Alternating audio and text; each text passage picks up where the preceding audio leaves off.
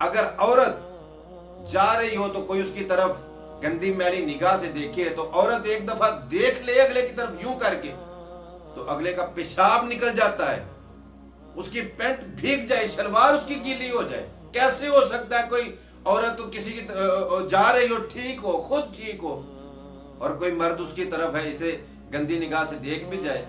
کیا کہتے ہیں یار، کچھ عقل کو ہاتھ مارو۔ پاکستان میرا ملک، میرا وطن، میرا گھر ہے، اور الحمدللہ میں بڑے فخر کے ساتھ یہ کہہ سکتا ہوں کہ پاکستان عورتوں کے لیے سیف ترین ملک ہے۔ سرے محفل جو بولوں تو زمانے کو کھٹکتا ہوں، جو چپ رہتا ہوں تو اندر کی بغاوت مار دیتی ہے۔ اگر حقیقت بیان کروں، ریئلٹی بیان کروں، اگر میں سچ بیان کروں گا تو 2% کے جو لبرل ہیں نا، 2% کے جو صحافی ہیں، 2% کے سوشل میڈیا کے جو دانشور ہیں نا، وہ لٹ لے کر میرے پیچھے پڑ جائیں گے کہ کیا تمہارے گھر میں ماں بہن نہیں ہے؟ او بھائی، میرے گھر میں ماں بھی ہے، بہن بھی ہے، بیٹیاں بھی ہیں، مگر جہاں میرے گھر میں ماں بہن ہے نا، وہیں میرے گھر میں عزت، شرم اور حیا بھی ہے۔ یار کچھ لوگ چند دنوں سے، 3-4 دن سے وہ اس بات پہ تلے ہوئے ہیں کہ ہم نے پاکستان کو بدنام کرنا ہے اور پوری دنیا میں یہ نشر کرنا ہے کہ پاکستان عورتوں کے لیے سیو ملک نہیں ہے۔ ان پاگلوں کو میں یہ کہنا چاہتا ہوں، سنو، وہ کینیڈا کی ایک لڑکی پاکستان میں آتی ہے وزٹ کرنے کے لیے، پورے پاکستان کی سیر کرتی ہے، اور پاکستانی اسے تحفے دیتے ہیں، چاکلیٹ دیتے ہیں، آئس کریم دیتے ہیں، وغیرہ وغیرہ، اور وہ جاتے ہوئے کہتی ہے کہ Pakistan is a safe country for women, یہاں عورتوں کے لیے کوئی پریشانی نہیں ہے۔ مگر 2% کے صحافی، 2% کے لبرل، 2% کے سوشل میڈیا کے جو فلاسفر ہیں نا، وہ دن رات ایک کیے ہوئے ہیں، تلے ہوئے ہیں کہ ہم نے پاکستان کو بدنام کرنا ہے اور لوگوں کو بتانا ہے پوری دنیا کو کہ پاکستان عورتوں کے لیے سیف ملک نہیں ہے۔ تمہیں ویو مل جائیں گے، تمہیں کچھ ٹکے مل جائیں گے، پیسے مل جائیں گے، ریٹنگ بڑھ جائے گی، مگر جو نقصان میرے ملک کا ہو رہا ہے اس کا ازالہ کون کرے گا؟ کبھی سوچا کہ ہماری دھرتی ماں کا تمہاری ان بے وقوفیوں کی وجہ سے کتنا نقصان ہوتا ہے؟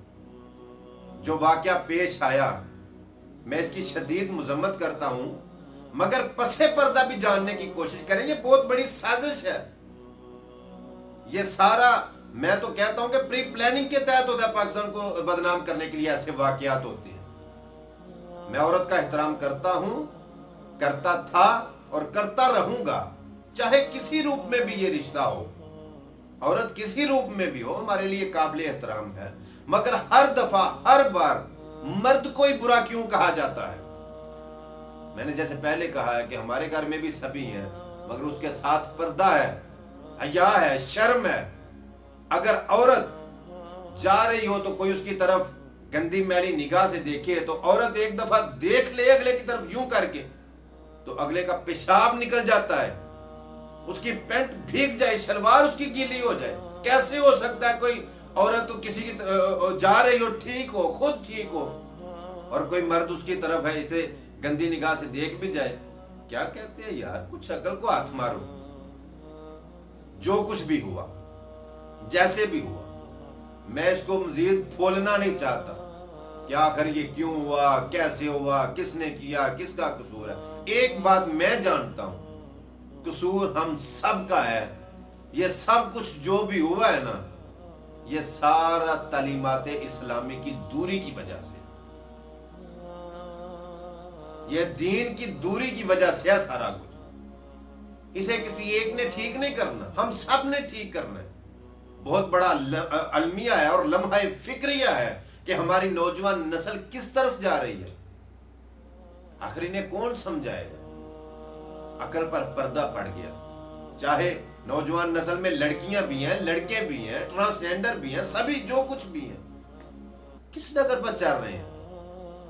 سو اس لیے یہ جو ذہنی بیمار ہے نا، جو صرف اور صرف اپنے ویو لینے کے لیے، اپنی ریٹنگ لینے کے لیے، اپنا نام بنانے کے لیے اس طرح کے واقعات کو اچھالتے ہیں، چاہے وہ کسی روپ میں بھی ہوں، وہ صحافی ہوں، وہ ویسے دانشور بنے ہوں، یا وہ سٹار ہوں، کوئی بھی ہوں، میں آپ کو کہتا ہوں کہ خدا را اگر ایسا واقعہ ہو بھی جاتا ہے تو اس کو تھوڑا سا نیچے رہنے دیں.